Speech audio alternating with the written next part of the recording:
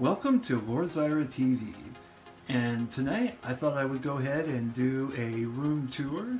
I haven't done one of these in well over a year now, so I think I'm overdue. Let's go ahead and show the progress and how things have changed over the last, 17 months.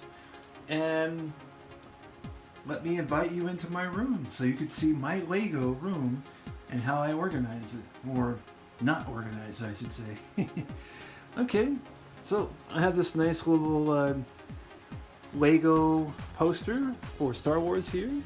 Nice little something I got from the Lego group.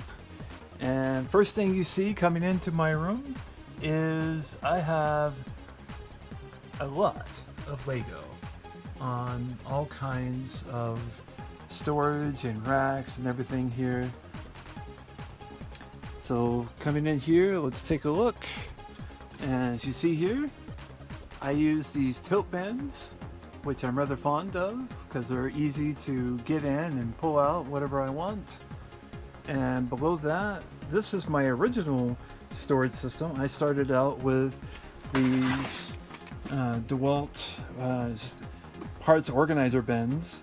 This is the 25 bin version, which in the States is like $12 or something, but in Japan this one storage bin, just the storage case itself, is somewhere around $40 to $60 depending on which Amazon store you go to, and that's absolutely ridiculous.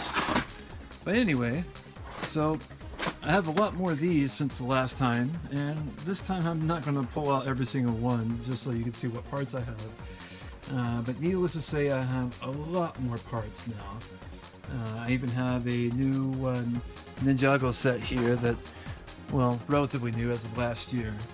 But I've already opened it up, built it, and then put it all back in, broke it down, put it back in the box.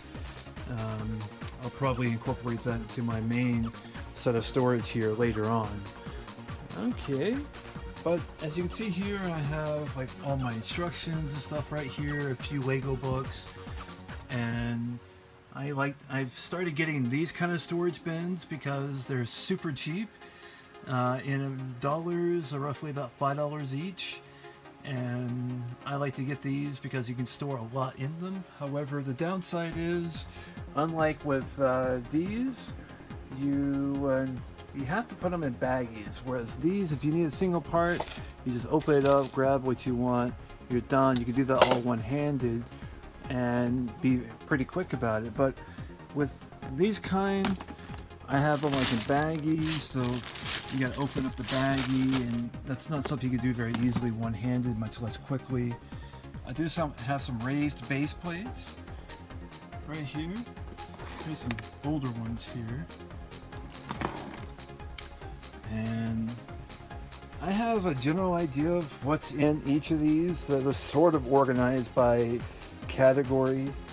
Some of these need to be reorganized, and that seems to be a never-ending thing with Lego. As you get more and more inventory, you end up having to spend a significant amount of time reorganizing that inventory.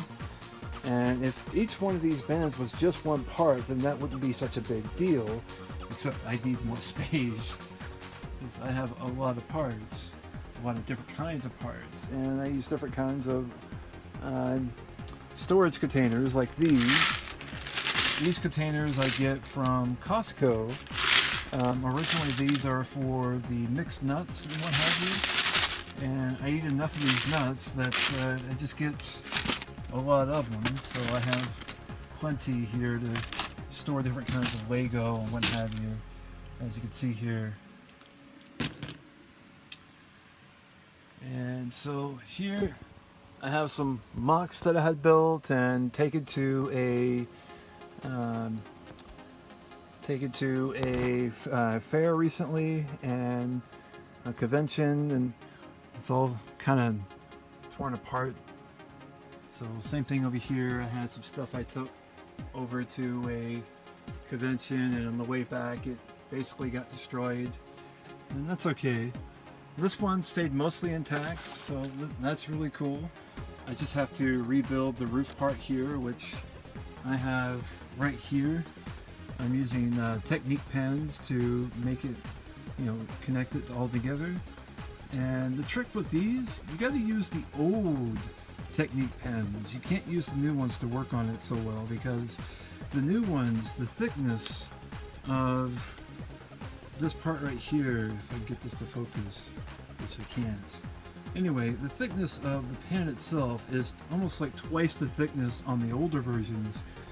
So the new ones are kind of thin, but they do the job. But if you're trying to do this technique where you're connecting the pens together to make sort of a roof, then you end up having to use a lot of the older pens, especially out on the outside, to make it work. And I just sort of get enough so I can make the outside, and then the inside could be all the new pens. But yeah, it's really hard to find the older style of these pens. So that's kind of different here. But anyway, this is my main work desk here in front. As you can see here, I have one of my favorite stores on Bricklink online here, Bricks on the Dollar. I'm sure he'll be happy to see my next order, which is already 136 lots. So yeah, I've been saving up a little bit, and I think he'll be very happy. Anyway, and this is my secondary workstation that I'll put another computer on or whatever, or I'll just sort of build a little mock or what have you here. The nice thing about this one is it's mobile. I can move it around, so it's rather convenient that way. If I need it out of the way, then I can just move it like so, because I have it on wheels, and that makes things very convenient. So like that, no problem. So, but as you see here, I have a significant number of Lego parts and what have you. Lots of sets I have yet to open up and enjoy. A lot of these Technique sets I will definitely be doing that with. So I even have the race truck way up here. I'm glad I got that one. So yeah. Of course, I always buy the minifigs by the box, and so those are very cool. But yeah, so I do have some things I keep on display. Most of it gets broken down and put into storage. As you can see down here, I have lots of different kinds of storage. So for example, here is all my Technique thick arms, thick lift arms here, different sizes. And I have the Technique bricks here, what have you. And I even have some Bionicle type stuff here. Bionicle and Extraction. This is all from the new Star Wars buildable figures. So yeah. And some of these I have emptied, and they're just waiting or almost empty. They're waiting to be filled up, which won't take me any time at all. So yeah, this is more or less what I have here. I even have a flag from Lego Land Japan, as you can see here. But yeah. So this room is coming together slowly, and it's always getting packed full. I'm always finding little tiny places I can stick more Lego in. But my original vision here was to make this part nothing but mucks. So this whole area, all the way through here, where this box here starts, all the way around to this corner here would be nothing but mocks. And that's something that I also want to do. Of course, I'll have my Technique mocks up here and what have you, but my vision is for this area to be nothing but like a big Ninjago mock, and that's what I want to do. So, I'll give you another view of this mock that I have built, and get an idea. Once I put the roof on here, oops, oh well, you won't really be able to see much of this, how it's put together, but yeah, it's all cool. I like it. Anyway, so this is more or less how I have my Lego room set up. So yeah, and of course, no space goes unused. Even the space above the doorway has a shelf It's all put together, and I can put a lot of stuff on here. So anyway, I really hope you enjoyed this Lego room tour, and I will continue to build up more things over the coming year. I intend to build a huge MOC. I think I'm getting enough parts now to where I can actually do that.